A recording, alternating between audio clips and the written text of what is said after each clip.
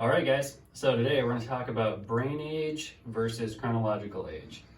And brain age, ooh, God, that is terrible handwriting. Okay, speaking of working on frontal lobe, Dr. Alex, if you can't read that, what's important in understanding brain age when working with kids versus chronological age is when it comes to development, there might be a difference.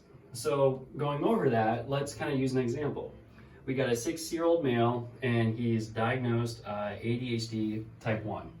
Fun fact, remember there's 3 types. Type 1 is hyperactive, type 1 is inactive, type 2 is hyperactive, type 3 is a mix.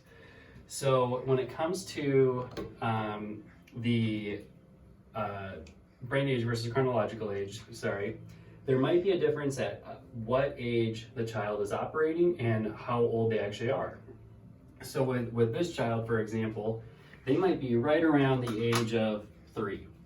That might be the average of what the brain is capable of doing in terms of sensory motor skills, cognition, and academic skills, so mainly schoolwork, and social, emotional, and behavioral skills. So if we go and we look at someone who's dealing with neurological challenges, primarily ADHD symptoms, then when we look at them and approach them in thinking, okay, maybe if they are really around the age of 3, it might be easier to understand how to work with them and even how to talk to them.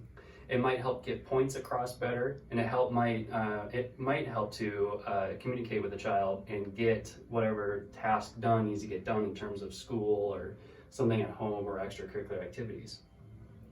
So when there's a gap of 3 years, the difference of what a 4-year-old is capable of doing, what a 5-year-old is capable of doing, what a 6-year-old is capable of doing, when that child comes in our office, our goal is to fill that gap as close to normal, if you will, as possible. So if they're right around the age of 6 or 6.5, and there's this 3 and 3.5 year gap or whatever it might be until they're age 7, then we want to close that up with as much of the appropriate sensory, motor, and even cognitive stimulation as possible.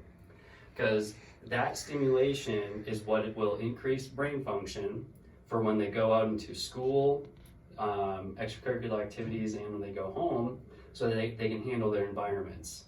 Because again, if we got a 6-year-old acting like a 3-year-old, in terms of behavior, what does a 3-year-old do? They throw fits. So if we have that in mind, then we can end up using that as the baseline and tracking that to see if it gets better. Is the child getting better with throwing their fits? Are they less often? Are they less severe? Do they last as long?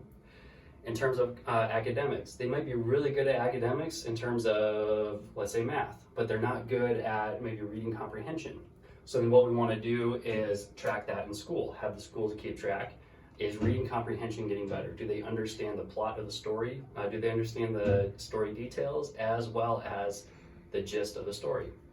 Then in terms of their sensory motor skills, are they clumsy? Are they not clumsy? Do they have good fine motor skills but not good gross motor skills, or just the opposite?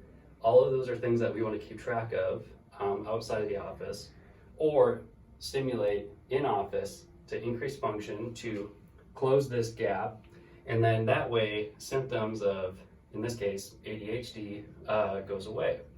And by the way, for symptoms to really show up, you have to have at least a 2-year gap. The research shows you have to have a good, decent 2-year gap to be present, to actually have some symptoms. Anything less than that, you might have some stuff to work with.